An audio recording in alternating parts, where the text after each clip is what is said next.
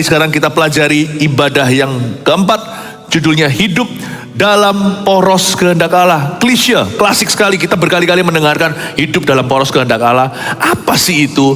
Poros itu kan sentral. Ya, bumi itu ada berputar pada porosnya, jadi dia nggak lari-lari hilang di orbit universal. Nggak langsung nabrak ke planet lain, ada porosnya. Disitulah bumi dipaku dan dia berputar pada poros itu. Apakah poros kehendak Allah dalam hidup kita? What is God's best will for our life? Apakah itu kehendak Allah yang sempurna dalam hidup kita?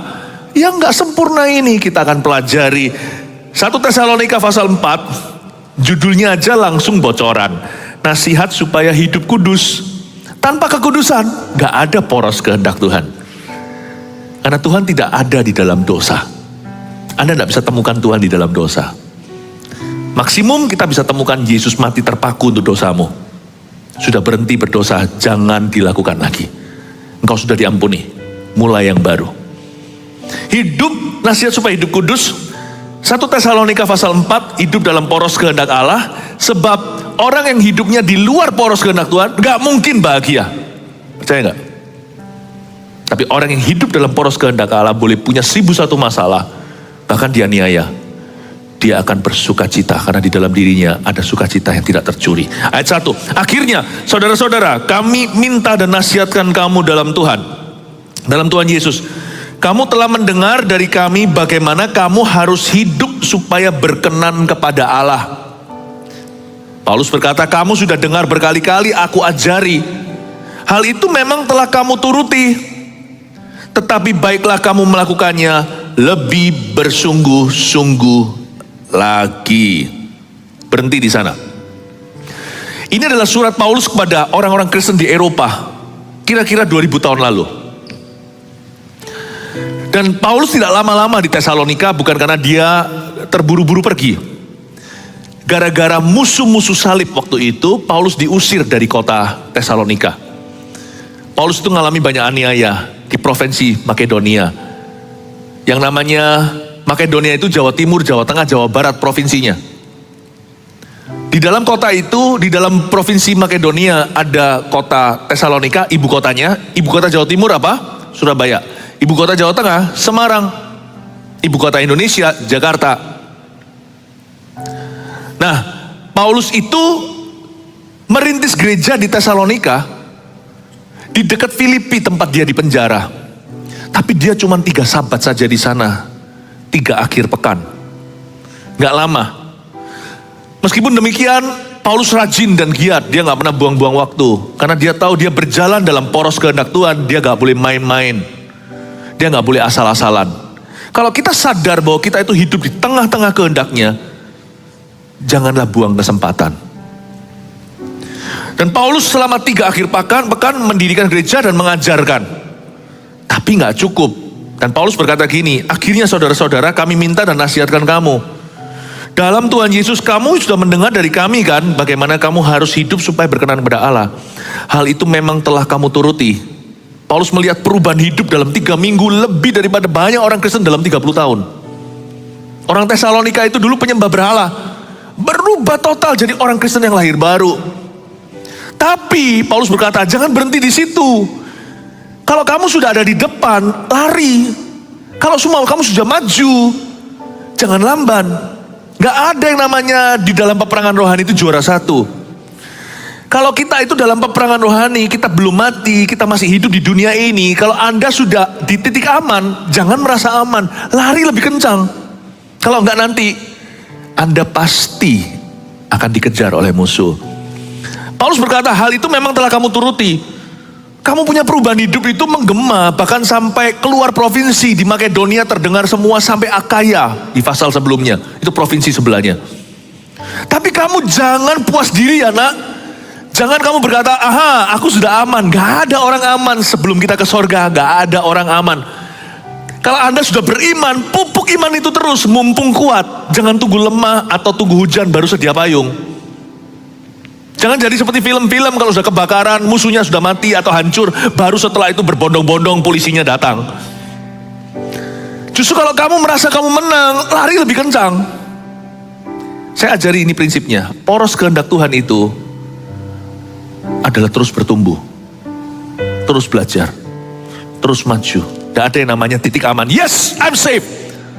Orang bisa ngomong dia safe atau aman kalau dia sudah istirahat dari jeripayanya di bumi alias mati. Sebelum itu, even I am not safe. Saya pun tidak aman. I am safe, maksudnya saya itu diselamatkan oleh Yesus dengan cuma-cuma. Tapi hidup saya ini masih bisa diporak-poranda setan. Hidup saya ini masih bisa gagal. Meskipun kita bisa diranjang kematian kita, ranjang pesakitan atau gimana, kita tetap akan kembali kepada Tuhan, ke sorganya. Termasuk hamba Tuhan yang jatuh pun bisa dipulihkan. Tapi setan sudah mencuri sesuatu yang tidak bisa dikembalikan. Ada orang tertentu kalau sudah jatuh, nggak bisa kembali lagi pulih seperti semula. Nggak akan sama selama-lamanya, sekalipun orang itu kalau bertobat, tetap aja Tuhan akan terima. Hidupmu belum aman. Karena itu jangan pernah suam-suam kuku. Hal itu memang telah kamu turuti, kata Paulus. Tetapi baiklah kamu melakukannya, coba baca, lebih bersungguh-sungguh lagi. Dan celakanya banyak orang Kristen yang sudah 20-30 tahun jadi anak Tuhan berkata, aman. Nggak ada aman. Kalau kamu sudah melakukannya, kata Paulus, kamu sudah tahu ini dan kamu sudah menurutinya, baiklah kamu melakukannya. Gak berhenti sampai situ. Lebih bersungguh-sungguh lagi. Katakan lebih bersungguh-sungguh lagi. Coba sama-sama katakan lebih bersungguh-sungguh lagi. Amin. Ini adalah poros kehendak Allah juga dalam hidup kita. Lebih bersungguh-sungguh lagi. Lebih dalam lagi. Ku rindu Kau Tuhan, lebih dari segala yang ada. Lebih dalam lagi, ku cinta Kau Yesus, ku mengasihimu.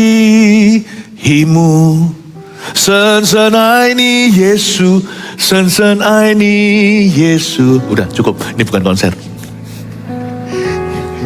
Lebih dalam lagi, lebih bersungguh-sungguh lagi. Itu kuncinya, maju terus maju. Siapa di sini yang mulai stagnan imannya, mulai rasa puas diri? Apa maksudnya hidup dalam poros kehendak Allah? Jangan berhenti. Aim to finish well.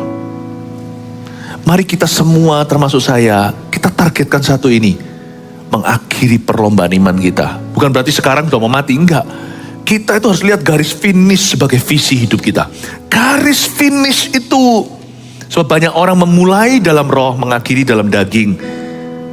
Don't just begin well or start well. Jangan hanya memulai dengan baik dan benar, akhiri dengan baik dan benar. Sedih saya lihat, di akhir zaman ini seperti nubuatan Paulus juga, suratnya ke Timotius dia berkata bahwa di akhir zaman akan ada banyak orang yang jatuh.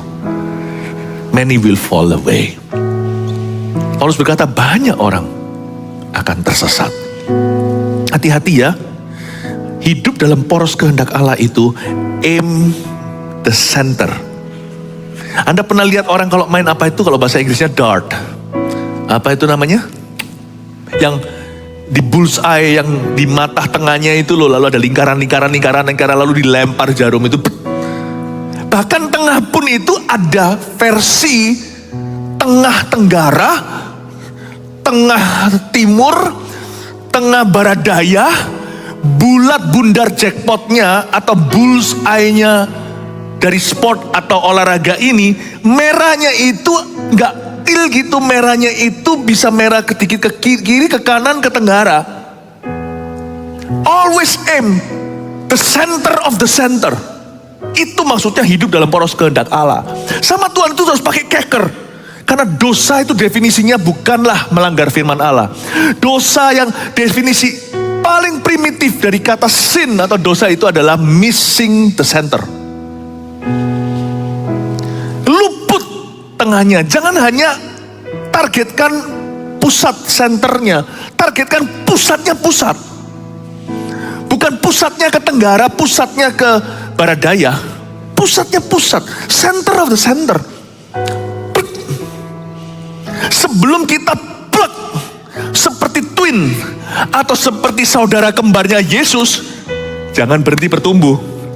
Siapa di sini merasa sudah seperti Yesus? Saya nggak berani angkat tangan. Terus saya rasa saya masih jauh gak mirip sama Yesus. Bukan brewoknya, sifatnya. Saya masih belum jauh. Selama saya masih jauh, deket pun jangan merasa aman. Kalau masih ada jalur ditempuh berapa langkah kaki lagi menjadi plek seperti Yesus, jangan berhenti bertumbuh, jangan berhenti hidup, jangan berhenti berdoa, jangan berhenti renungan firman Tuhan, jangan berhenti menginjil, jangan berhenti melayani. Itu maksudnya poros kehendak Allah. Di tengahnya. Hal itu memang telah kamu turuti, kata Paulus. Tapi aku mau kamu lebih center lagi. Dan selama kita belum mati, berarti kita belum finish well. Berapa banyak orang-orang Kristen yang jatuh? Saya tidak hanya berkata hamba-hamba Tuhan juga ada. Wah, pelayanan gimana ujungnya? Guling kuming. Kita harus hati-hati, Bapak Ibu Saudara. Roh Kudus sedang berbicara, membisikkan sesuatu pada gereja kita untuk kita semuanya berjaga dan berwaspada. Tapi jangan takut. Jatuh itu gak semalam kok. Kejatuhan itu sudah ada erosinya, itu sudah kelihatan perlahan-lahan, itu biasanya tahunan. Tapi selama kita terus mengejar Kristus, ini bukan bicara tentang keselamatan. Kalau keselamatan, siapa sih yang ngejar Tuhan diselamatkan? Bukannya Tuhan yang mengejar Anda lalu Anda diketemukan. I once was blind but now I see. Aku buta sekarang melihat. I once was lost but now I'm found. Aku dulu hilang sekarang ditemukan. Siapa yang dulu cari Tuhan baru diselamatkan? No, Tuhan yang mencari Anda. Seseorang ajak Anda ke gereja, ada orang bawa Injil. Never had you found, had you looked for Jesus. Tidak pernah kita yang mencari Tuhan. Kita lari dari Tuhan, iya. Kita menghindari diajak ke gereja, ogah. Diberitakan Injil menolak mentah-mentah. Sekalipun menolak setengah matang, tetap gak pernah sungguh-sungguh sama Tuhan. Tuhan yang kejar kita lewat manusia-manusia yang diutusnya. Demikianlah kita hari ini mau melakukannya lewat Cegifan. Kalau keselamatan sih Tuhan yang kejar kita. Tapi setelah kita diselamatkan, kerjakan keselamatanmu, kata Paulus. Itulah artinya mengejar kehendak Allah yang sempurna. Aim to finish well. Mari kita targetkan untuk finish well. Ingatkan dirimu sendiri, pada setan masih mau menghancurkan imanmu. Ya, ini bukan untuk menakuti. Ini justru membuat kita jadi bangkit untuk sungguh-sungguh hati, supaya kamu melakukannya lebih bersungguh-sungguh lagi. Amin Bapak Ibu, jangan lengah ya. Oleh karena itu, mari sekarang kita bicara soal kekudusan. Karena orang yang tidak menjaga kekudusan gak mungkin bisa happy hidupnya. Poros kehendak Allah itu wilayah suci. Ayat 2, kamu juga tahu petunjuk-petunjuk mana yang telah kami berikan kepadamu atas nama Tuhan Yesus. Karena inilah kehendak Allah. Wow, tunggu dulu. Kehendak Allah itu ada macam-macam. Tuhan, jodoh Tuhan, mana yang kehendak Tuhan? Ada perdebatan yang tidak pernah berujung. Orang-orang Kristen yang berkata jodoh itu hanya satu. Setiap orang ada satu dari Tuhan. Ya memang istri hanya satu, suami hanya satu. Tapi jodoh waktu milih apakah hanya satu opsi?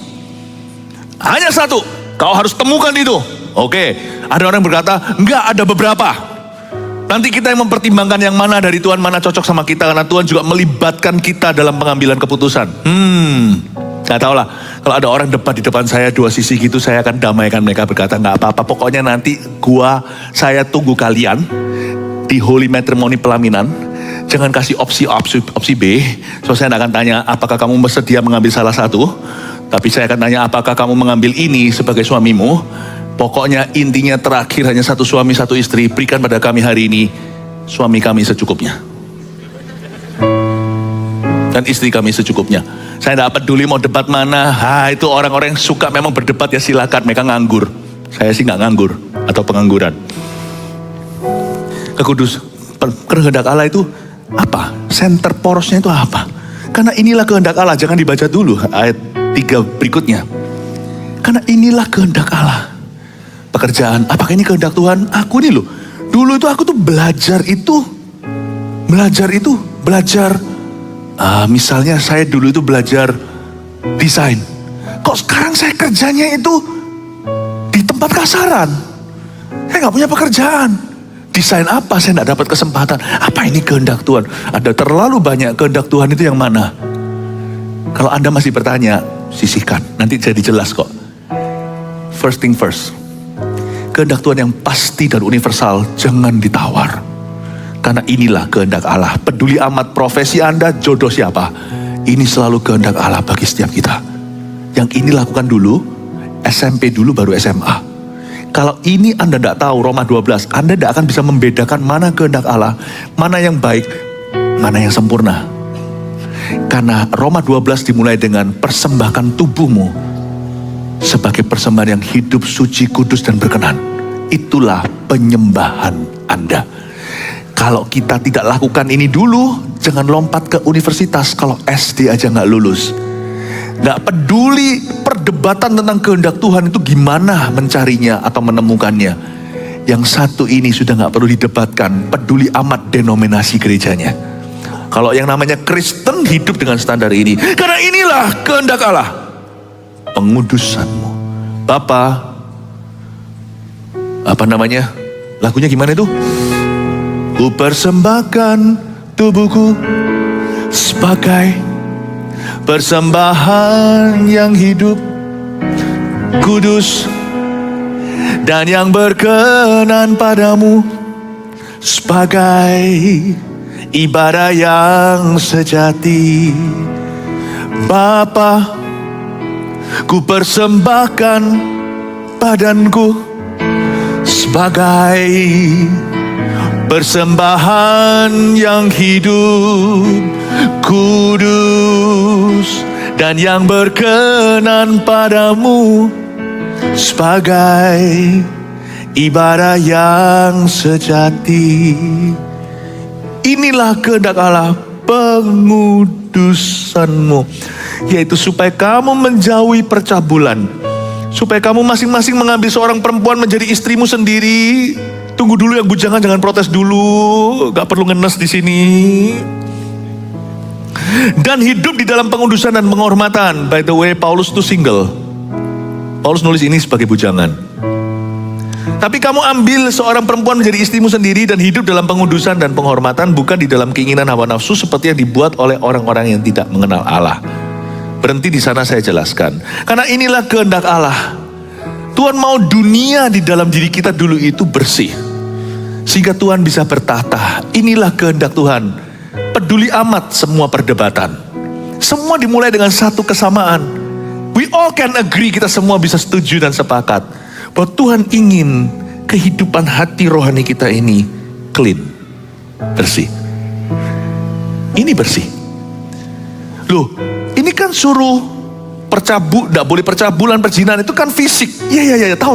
Badan kita ini directly related to our spirit. Directly. Saya kasih contoh ya.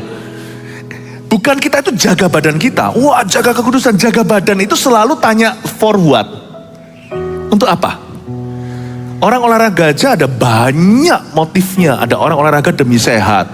Ada orang olahraga karena dia mau punya beach body. Kalau di Amerika terkenal dengan kata itu, yaitu badan pantai, tubuh pantai. Wah, beach body, berani buka baju jalan di pantai-pantai yang orang nggak pakai pakaian, nggak pakai baju. Wah, six pack. Kalau kita kan compact. Six pack, wah gede-gede gitu. Wow, semuanya hulek itu. Wah, gede-gede. Wah.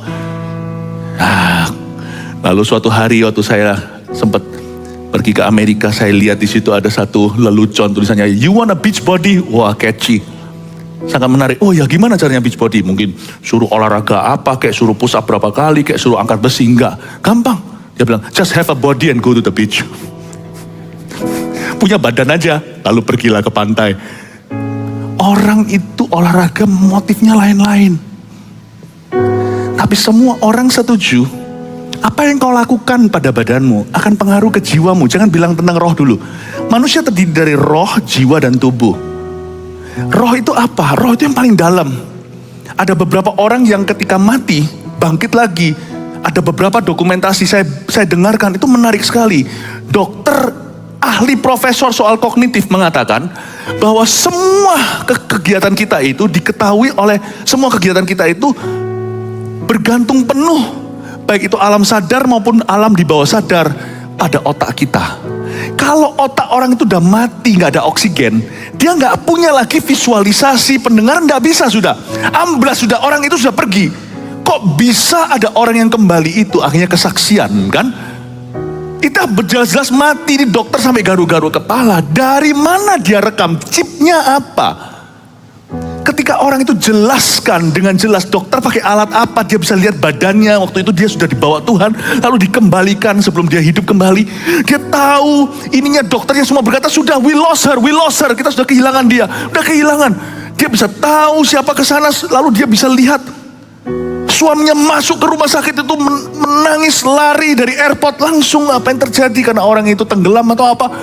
Dia bilang gak masuk akal, dokter bilang. Ini pakai device, pakai alat apa untuk merekam semua kejadian itu. Bahkan dia kok tahu sekelilingnya. Dia pakai baju apa, dia alatnya pakai apa, dijelaskan dengan spesifik. Orang ini udah jelas terekam, batang otak semua, otaknya semua udah mati.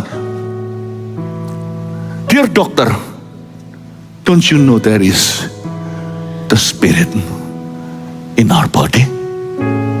Tahukah Anda ada roh di dalam diri kita? Dalam roh itulah Roh Kudus bertata. Kalau kita jaga hidup kita. Dan Tuhan bisa bicara di dalam alam roh itu. Misalnya waktu saya saat teduh tiba-tiba diberitahu kemarin. Namanya Kevin. Lalu spesifik diberitahu judi online dan sebagainya. Saya baru dapat kabar, baru lihat. Orangnya langsung ngaku dan berkata, itu aku. Saya badannya di sini, kok bisa saya ke sana? It's the Spirit of God speaking to your spirit. Tapi kebetulan kok bisa berkali-kali spesifik dalam kasus-kasus yang berbeda. Bukan saya hebat, roh Allah itu ada. Roh ya, lupakan dulu yang bagian roh. Jiwa aja, oke? Jiwa aja, gampang. Bangun tidur, ku terus mandi. Tidak lupa menggosok gigi. Pakai pakaian yang bagus, yang necis sekali. Gak usah mahal, tapi kita jaga diri. Lihat ya, cara jalan Anda pun beda. Saya punya anjing dulu. Anjing itu kalau dimandiin dia tahu, anjing itu tahu dia cantik. Waktu dimandiin berontak, tapi setelah itu jalannya. Tapi anjing itu nakalnya bukan main, selalu jadi problema. Kalau dia lagi nggak dimandiin, bau. Wah, dia cari masalah. Kita juga sama, kalau kita jaga badan kita, keluar rumah itu kita lebih santun, kita lebih menghargai diri sendiri, lebih percaya diri, lebih berwibawa, lebih confident. Coba bangun tidur, janganlah mandi, apalagi menggosok gigi. Keluar, lain juga. What you do to your body affects your soul. Jangan bilang spirit, jiwamu aja.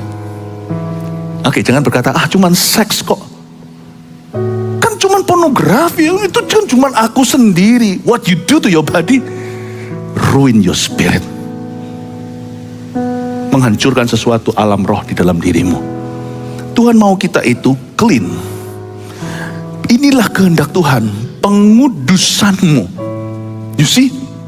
Tuhan menghendaki kita mencipta satu ruangan. Ruangan itu ruangan seluruh, tidak boleh kasih setengah. Ruangan dalam kita, manusia roh kita dijaga oleh jiwa kita. Jangan pikiran yang negatif, jangan kasih sampah, jangan gosip ria. Buat apa yang gituan? Jiwa kita itu juga mempengaruhi, jaga. Kalau Tuhan mau kita kuduskan diri, itu untuk menjaga manusia roh kita. Di mana Allah akan mewahyukan sesuatu. Di mana Tuhan akan memberikan tuntunannya. Kalau orang bangun badan besar untuk tunjukkan sama kawan-kawan, kita jaga kekudusan itu supaya roh Allah bekerja tanpa rintangan di dalam dirimu. Karena Tuhan punya rencana yang super indah bagi setiap kita. Dan tanpa pengudusan orang tidak akan lihat Allah. Coba gak percaya, pacaranlah sembarangan. Mana ada pernikahan kudus nanti? Mana ada Kristus in your marriage? Nanti lihat trouble-nya turun-temurun sampai anak-anaknya nanti membalasmu. God wants to create a holy matrimony in your life. Tuhan mau menciptakan satu matrimoni, satu hubungan suami istri nanti yang diberkati oleh Tuhan. Anak cucunya akan menjadi berkat. Inilah kehendak Allah, pengudusanmu. Kata kudus dalam bahasa Alkitab Yunani Perjanjian Baru Ibrani perjanjian lama, semua konotasinya sama. Kata pengudusan itu bukan suci, gak pernah berbuat salah. Kata pengudusan itu orang yang menjaga untuk sesuatu yang lebih besar. Makanya keluar kata set apart. Set apart ya, saya tunjukkan set apart. Misalnya, kursi dikosongkan, ada tulisannya pastor di sana.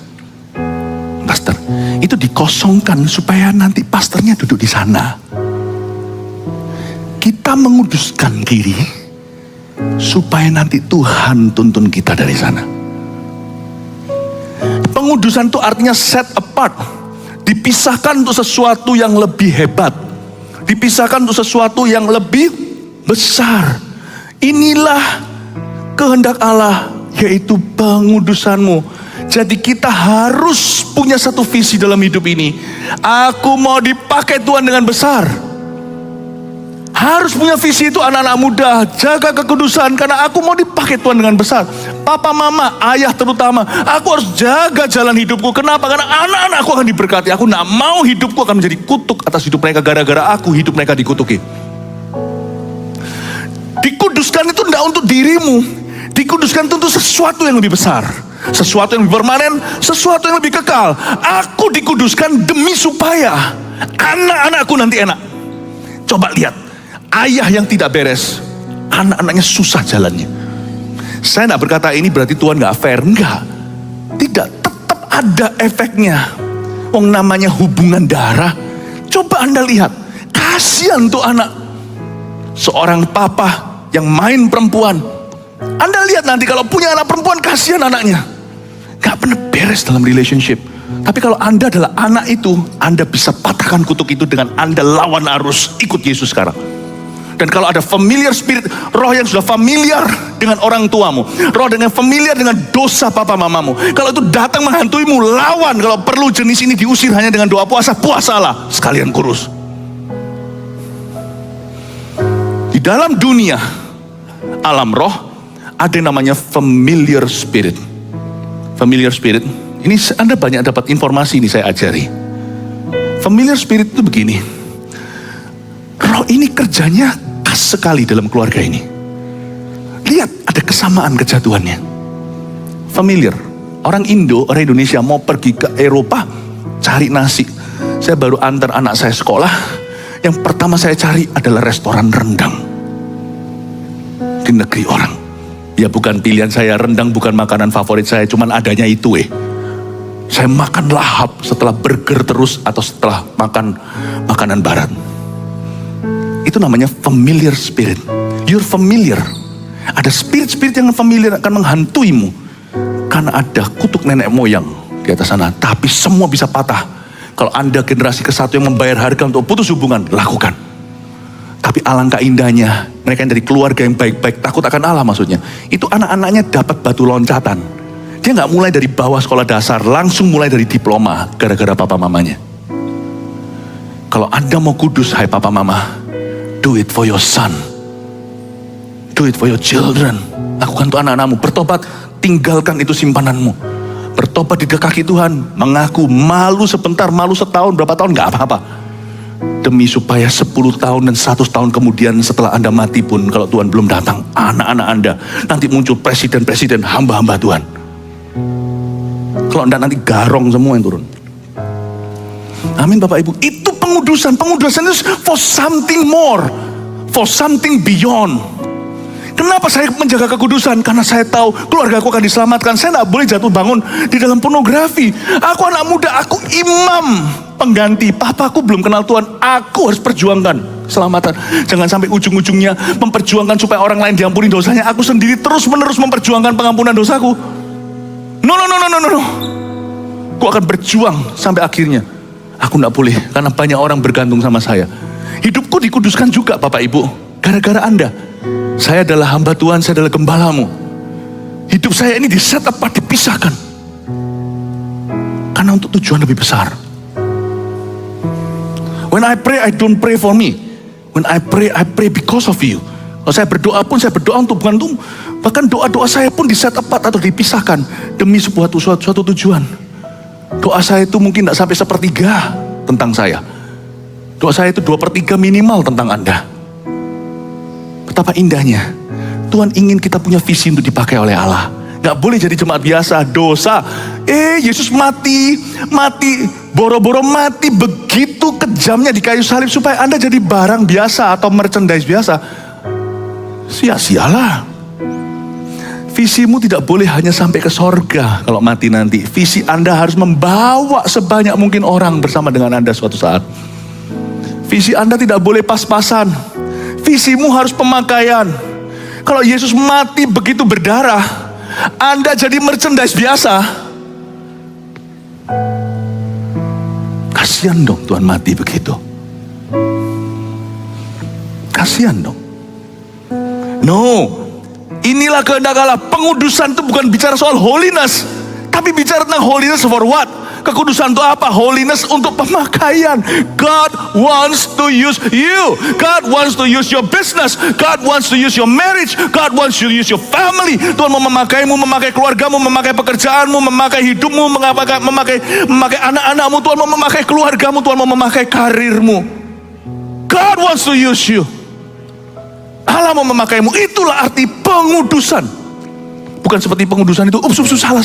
Aku barusan lihat wanita dan menginginkan, aku ada keinginan dan nafsu. Iya, tapi bukan secetek atau sedang kali itu. I say no. Karena ini gak worth it. Ini gak setimpal sebanding dengan upah yang menanti aku. Allah mau memakai aku kok. Besok aku mau bawa CG ku, nanti kita lihat kemuliaan Tuhan, orang dilawat. Ngapain sekarang aku jatuh dalam pornografi? Buat apa kalau nanti aku akan diwisuda oleh Allah? Itu pengudusan. Itulah poros kehendak Allah.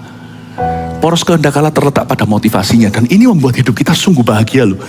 Hidup kita punya PURPOSE, purpose. Bahasa Inggrisnya purpose. Hidup kita punya tujuan. Gak boleh jadi jemaat biasa. Apalagi di bulan Cikevan ini, semua kita harus minta pemakaian Allah yang percaya. Berikan amin dan katakan, berikan tepuk tangan Tuhan. Karena inilah kehendak Allah, pengudusanmu, yaitu supaya kamu menjauhi percabulan. Aneh nih. Kalau Anda baca ayat 3 dan ayat 4, kok gak sinkron ya? Paulus pakai kata percabulan. Percabulan dan perzinahan bedanya apa?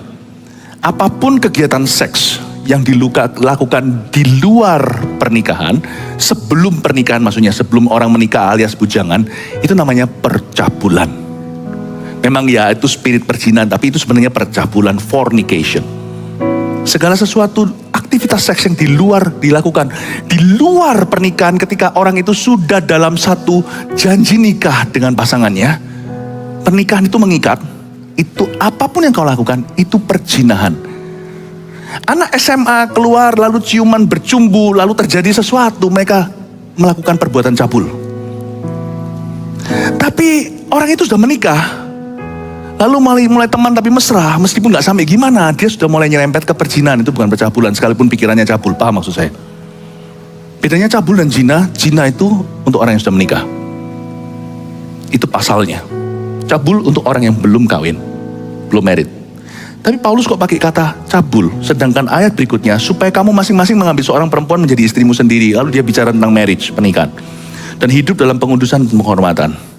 Ingat ya, semua zina dimulai dari cabul dulu. Cabul itu embrionya, janin sebelum jadi anak. Atau jentik sebelum jadi nyamuk. Paulus kalau mau sikat ular, dia sikat ular itu sebelum dia jadi beludak. Ular beludak kan, makanya kalau sudah boom itu namanya membeludak. Ketika dia masih jadi dari telur, masih embrio, masih itu pites segala sebelum dia jadi ular besar dan kobra. Paulus berkata, dosa itu harus ditanggulangi sejak jadi biji. Dia gak peduli you married or not, percabulan harus dihapuskan.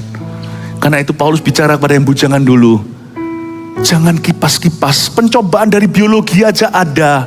Tapi bukan berarti Anda kepingin bisa ambil. Kalau Anda bisa tahan karena takut sama polisi, Anda lihat orang itu ambil ATM, Anda aku kaya, Anda gak langsung pergi dan rampok karena bahaya penjara. Just because you want it, you cannot take it.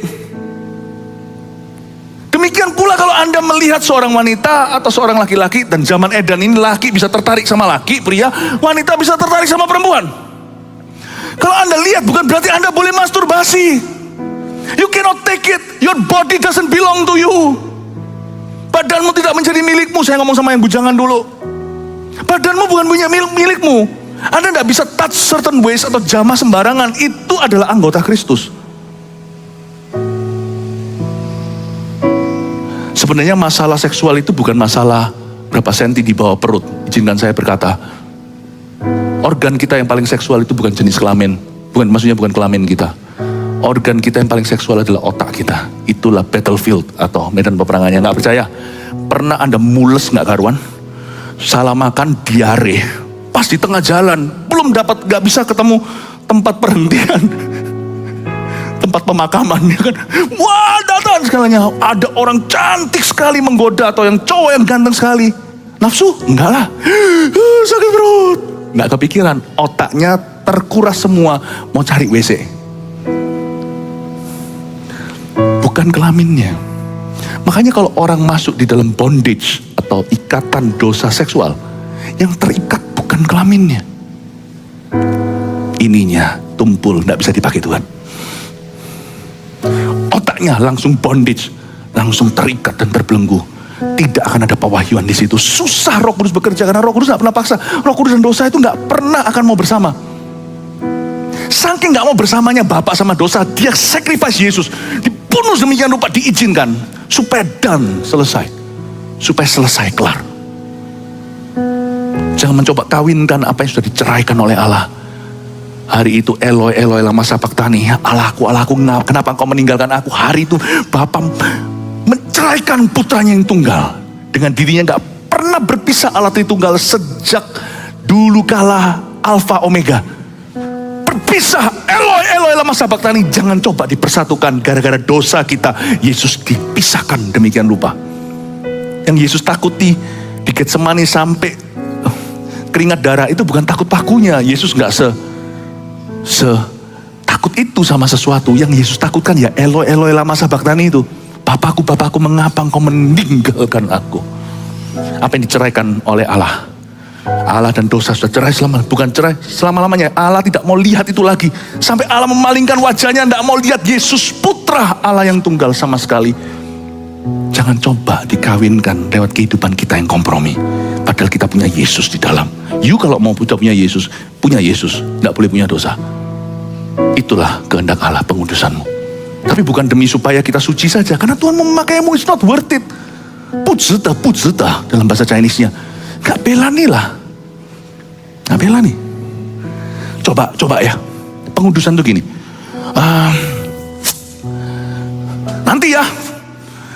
Nanti kita akan diajak makan, Pak. Ini sekarang kan jam 5 nih di sini. Nanti jam 6 ini sebentar lagi kita diajak makan di restoran termahal. Itu buffet, makan apapun bisa. Wah, itu seafood yang paling mahal, lobster yang apa, udah pokoknya nggak kebeli deh. Wah, yang Wagyu A5 yang daging semuanya, wah sudah full. Cuman nggak bisa bawa pulang, makan di sana. Ayo sekarang mau nggak kita makan super mie? Kuduskan perutmu, siapkan untuk itu. Mau nggak kita makan yang biasa di luar sana yang kita bisa beli setiap hari? Nggak mau ya Pak? Jam 6 ini nanti boleh makan apa aja saya nanya. Yang paling mahal, yang gini, yang gitu, pokoknya nggak terbeli semuanya. Wah, sekarang jam 5 ke jam 6. Bentar aja tahan dosa, masa nggak bisa? Mau nggak kita sekarang pergi ke sana makan pentol atau apa? Janganlah, kuduskan perutmu untuk sesuatu yang lebih besar. Paham ya Bapak Ibu Saudara, semoga bisa lebih mengerti. Itulah kehendak Allah pengudusanmu. Jangan fokusnya ke nggak bolehnya. Fokus ke kenapa nggak boleh. Karena Tuhan perlu iniku nanti. Tuhan akan kasih saya brilliant idea yang akan membuat semua tercengang seluruh dunia di bidangku. Karena Tuhan mau pakai masa muda aku, orang lain buang masa mudanya. Nanti lihat semua sebagian besar setengah kelasku nanti suatu hari akan kerja sama aku.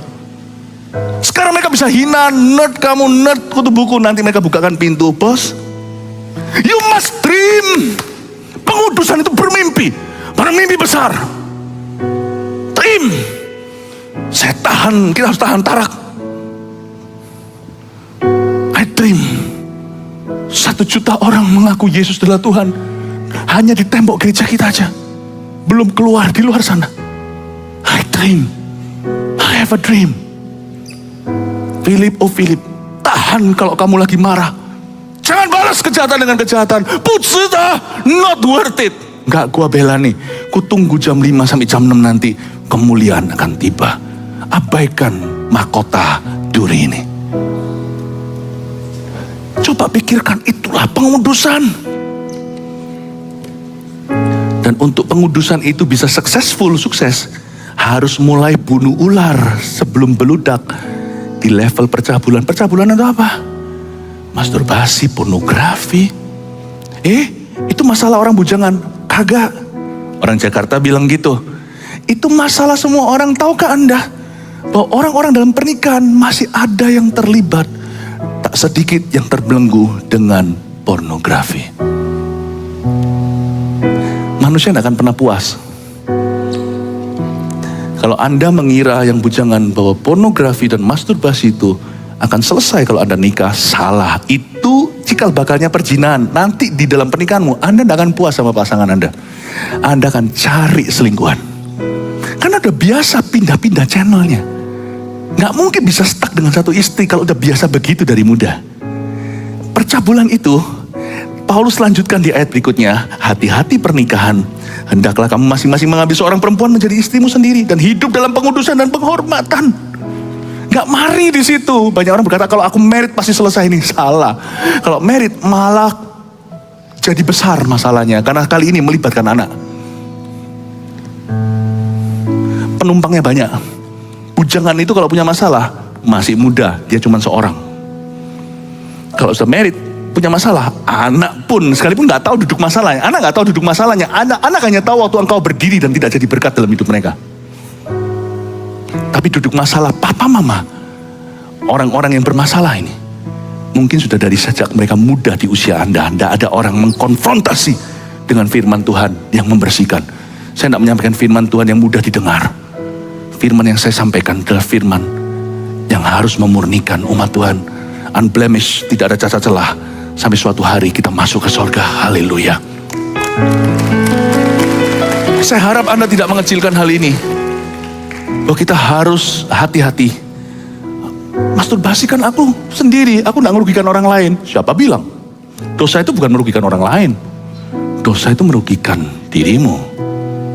Gak pernah saya lihat orang yang melakukan masturbasi jadi utuh. Gak pernah saya lihat orang yang berzina hidupnya happy. Gak pernah. Hati yang gembira tidak bisa dicapai di dalam arena dosa.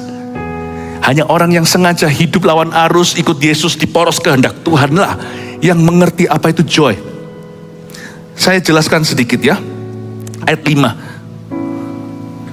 Ayat 6. Dan supaya dalam hal-hal ini orang jangan memperlakukan saudaranya dengan tidak baik atau memperdayakannya. Maksudnya percabulan atau perzinahan. Ini anti perselingkuhan. Karena Tuhan adalah, Tuhan adalah pembalas dari semuanya ini. Seperti yang telah kami katakan dan tegaskan dahulu kepadamu, Tuhan adalah pembalas. Pembalas apa? Tuhan bukan membalas orang yang berzina. Orang berzina sudah ada balasannya. Tuhan membalas perzinahan. Tuhan itu mengutuki ular ketika ular itu menghasut manusia. Dan yang dikutuk waktu itu 3 parti atau 3 sisi. Tuhan mengutuk ular lebih dulu, lalu Tuhan mengutuk Adam, dan Tuhan mengutuk Hawa. Kutukan Adam adalah keringatnya jatuh ke tanah, gak ada tumbuh-tumbuhan. Hawa sakit bersalinnya dan sebagainya. Ada satu yang Tuhan kutuk juga dalam semua seri dosa ini. Tuhan mengutuk perzinahan. Buka sebentar. Perzinahan, percabulan itu bocahnya. Perzinahan itu orang besarnya. Ini semua sama, orang yang sama. Oke? Kutuk perzinahan adalah write this down. Gak ada orang happy kalau bercabul atau berzina. Tidak pernah ada. Tidak pernah saya lihat anak muda jadi anak muda yang utuh, sehat mentalnya setelah masturbasi. Tidak ada. Pasti merasa kosong. Karena seks tidak pernah diciptakan solo. Seks itu antara suami dan istri yang sah diberkati oleh Allah. Dalam komitmen sehidup semati. Ketika itu kalau orang melakukan sendiri, orang itu akan hilang setengah. Karena seks itu intimasi. 2 menjadi 1. Jadi kalau dia seorang diri, berarti setelah dia masturbasi, dia kosong separuh. Lihat orang yang masturbasi, gak bisa lihat mata orang. Kalau sudah keseringan, tunduk gini jalannya. Kalau bapak ibu punya anak kayak gitu, jangan dimarahi di rumah. Mungkin Anda terlalu sibuk, peluk dia, spend time sama dia, pelan-pelan sembuhkan. Itu perlu terapi mami and daddy. Ya kan gini. Gak tentu gini, atau dia tambah rusak, tergantung extrovert introvert. Wah, dia tambah akan menjadi-jadi. Tapi gak ada keilahian dalam dirinya, no godly. Ya, kutuknya perjinan apa? Tuhan sudah memberi satu label. Perjinan adalah a family, career, and ministry ending sin. Tidak pernah gagal, selalu ampuh. Dosa ini selalu mengakhiri keluarga. Dia selalu mengakhiri karir. Dan dia selalu mengakhiri pelayanan yang dibangun puluhan tahun bahkan. Lihat, tak pernah gagal. Dia menghancurkan ini. Presiden pun tak kecuali. Ada yang ngalami impeachment di Amerika. Gara-gara bukan sexual intercourse. Main-main sama wanita yang ada di office-nya. Hancurlah dia tidak jadi presiden. Padahal pinternya presiden tersebut yang saya maksudkan, sungkan saya sebut nama. Waktu dia memerintah, waktu dia berjaya, ekonomi Amerika itu the best of the best. Selain Ronald Reagan yang nggak ada masalah, lalu presiden ini ekonomi itu melejit. Lihat jatuhnya di mana? Cewek.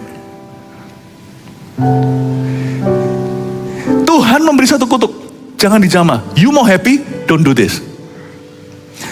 You mau happy, don't do this. Malah kita harus melucuti perbuatan seperti ini dan kita menangkan mereka. Kalau kita mau bahagia, ini salah satu poros kehendak Allah. Untuk kita kejar di tengah, jangan lengah. Karena dosa perzinahan yang dimulai dengan pecah bulan, jangan main-main. Itu selalu dimulai dengan pecah bulan, tapi selalu menjadi dosa yang mengakhiri karirmu. Mengakhiri pelayananmu. Sedih kalau pelayanan hancur karena itu. Dan mengakhiri your family. Don't do this, let's all not do this. Saya tidak ngomong pada Anda saja, kita harus berjaga-jaga, kita harus saling mendoakan. Amin Bapak Ibu Saudara. Amin. Ini yang dimaksud dengan Tuhan adalah pembalas. Bukan yang berzina itu Tuhan kasih, siapa yang menghukummu. Lalu Tuhan berkata sama wanita itu yang tertangkap basah, go and sin no more, pergi dan jangan berbuat dosa. Tapi Tuhan benci perzinahan, sekalipun Tuhan tidak benci perzinanya. Kalau orang itu mau bertobat, Tuhan terima. Kalau tidak mau, ya Tuhan terus kejar. Dia akan semakin sakit aja orang fasik itu. Tapi Tuhan pasti akan, tapi Tuhan sudah pasti memberikan satu kutuk atas dosa ini.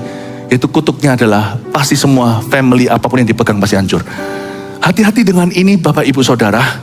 Karena orang yang bahagia dan diberkati Tuhan dijauhkan dari jalan yang salah. Saya berdoa supaya kita semua gereja Tuhan selalu direstui dan disertai oleh Yesus. Setiap kita tidak ada satupun yang jatuh ke lubang ini, saya doakan. Haleluya. Semoga apa yang saya sampaikan ini mungkin bisa tergolong kelas berat. Aduh, di dunia timur gak gampang ngomong kayak begini. I love you, church. I really do. I need to tell you what other preachers might not be brave enough to tell you. Kalau bukan papa sendiri yang beritahu, masa suruh uncle om-omnya dari tetangga yang beritahu. Bapak rohani di dalam gereja yang harus menjaga umatnya. Saya berdoa agar kita semua selamat. Mari kita semua bangkit berdiri. Ayat 7 berkata Allah memanggil kita bukan untuk melakukan apa yang cemar, melainkan apa yang kudus. Karena itu siapa yang menolak ini bukanlah menolak manusia, melainkan menolak Allah yang telah memberikan juga rohnya yang kudus kepada kamu. Tentang kasih persaudaraan tidak perlu dituliskan kepadamu karena kamu sendiri telah belajar kasih mengasihi dari Allah. Ini salah satu bentuk kasih hari ini kita demonstrasikan dengan kita memberitahukan apa yang susah untuk dibicarakan. Hal itu kamu lakukan juga terhadap semua saudara di seluruh wilayah Makedonia. Tapi kami menasihati kamu saudara-saudara supaya kamu lebih bersungguh-sungguh lagi melakukannya. Katakan lebih bersungguh-sungguh lagi. Amin.